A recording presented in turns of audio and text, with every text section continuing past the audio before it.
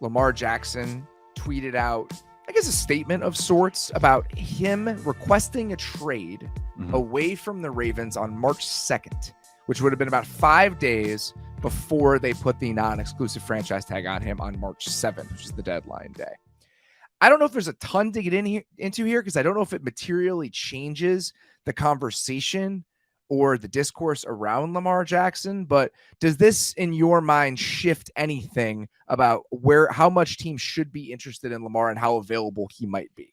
I don't think it's changed much. It's more that we now see a bit from his perspective. Yeah. I think we have seen so much from the Ravens side, and this is where some of the discussions that we've had and other people I've seen that talk about, oh, this is why maybe Lamar having a benefit of having an agent, sometimes to help with your narrative. And I think Lamar just does everything his own way and took into his own hands to kind of go, well, this is my side of the story. A couple of weeks ago or a week ago, he had the quote tweet on Schefter, the 3 years, 133 guaranteed or whatever it was. And so he's kind of started to trickle out some parts from his side and how he's viewing things. So I don't think much has changed. It's stuff that we maybe have pieced together, but maybe now that we have a little bit more of like actual detail or actual data points to talk about with this, but overall it doesn't change much, I don't think.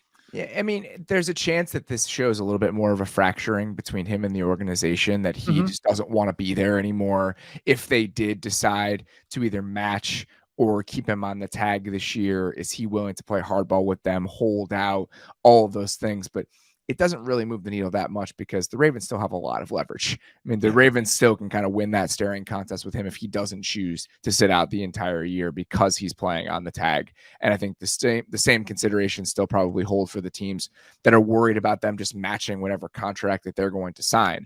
So I don't think this really changes much, but felt like it was one of those news ripple events this morning and probably something that we should address at least a little bit. And it's also another reminder like, oh yeah, this is going on.